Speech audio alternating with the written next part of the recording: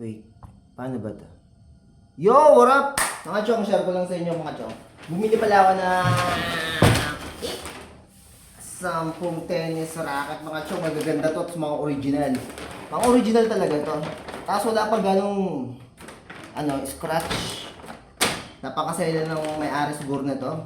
Tapos pag may konting scratch lang, binibenta na niya. So, mga original to mga chong. Talagang marami na siguro pang bili yung may-ari. Nabili ko to sa halagang 2,215. So, hindi ako magastos mga chong. Mura lang yun. Mura lang. Sa iba, siguro mahal yun.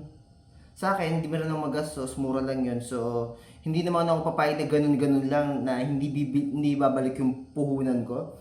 So, 10 pieces to. Sa halagang 2,215. Bala ko, ibenta ko siya. Ibenta ko siya na ibenta ko sa halagang pwedeng 2,000 din per each. 2,000 per each o di kaya 1,000 per each o di kaya 1,500 per each. Di ba ganun? Eh di tumubong lugaw pa ako pero napaisip ako mga chong kasi isa sa mga plano ko, lalabas ko lang nakikita ko yung backdrop ng mga flowers, hindi sa akin yan. Ang backdrop yan ang asawa ng boss ko. Isa sa mga plano ko sa pag-tennis coaching ko, pag-tennis instructor ko is makapag-organize ako ng isang tennis group lesson, yung maramihan. Tapos, yan, organize o di ka makapag-conduct ng maramihan. Kasi, minsan minsan yung mga gusto mag-tennis.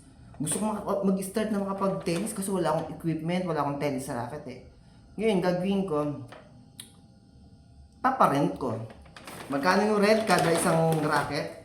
Sabihin natin, pwedeng 200 each racket. O di kaya 150, o di kaya 100. Eh kung lagi akong lagi akong mag-o-organize at magkakandak ng ganung, lagi akong mag-o-organize o di kaya magkakandak ng tennis lesson, tennis clinic pang maramihan. Then, ipapa-rent ko to sa mga gustong mag-aral ng tennis pero wala silang racket.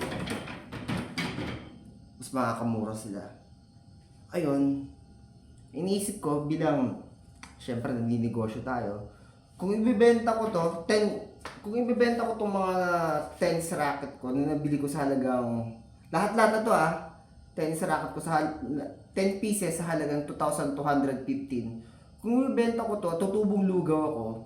Pagkatapos nun, naibenta ko siya kunyari 1,000 each. Pagkatapos nun, wala nang tapos na yung benta, tumubong lugaw nga ako. Pero end na. Kahit tumubong lugaw ako. Pero kung paparentahan ko, continue siya mga chong, di ba?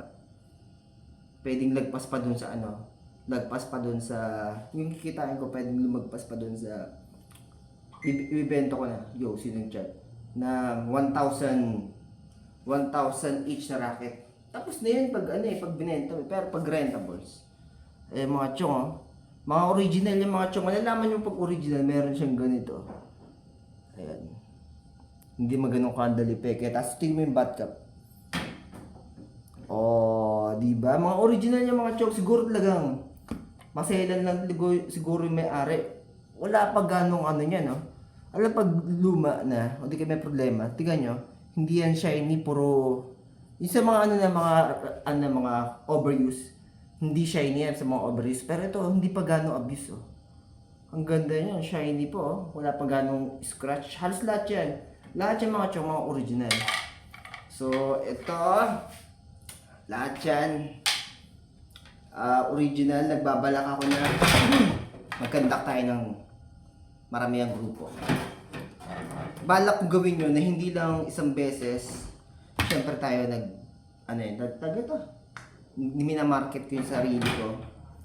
Kailangan natin maging open-minded na may mga tao talaga gusto talaga mag-tennis pero wala silang gamit. Ayaw mo nila bumili ng gamit kasi ang nasa isip nila, napansin ko, baka pag nag-tennis ako kasi hindi ko rin magustuhan. Gusto daw mo nila i-try. So, eto, nandito yung inyong Kuya Edwin Coach Edwin pala. Coach Edwin para mapahiram ko sa inyo, di ka maparenta itong tennis racket to. Shoutout dyan sa nagiinuman. Mga chong, original ito yung may letter P, oh. Mga original yan. Ibig sabihin yung mga letter P, Original string pa yan na binili. Ayan mga chong. Hindi putyo-putyo yan. Mga chong. Ay lang, share ko lang sa inyo. Alam niyo ba? Alam niyo ba kung saan ko nakita, saan ako nakakuha ng ideya na gano'n, na mas lamang yung rentables kaysa ibibenta mo? Parang isang kakilala ko na nagbenta siya ng bahay para magkaroon ng pera. Pagkabenta niya ng bahay, nakahawak siya ng 300,000. After a month, parang wala pang isang taon, ubos yung pera, yung 300,000. Di ba? Eh kung pinarentahan na lang niya yung bahay niya.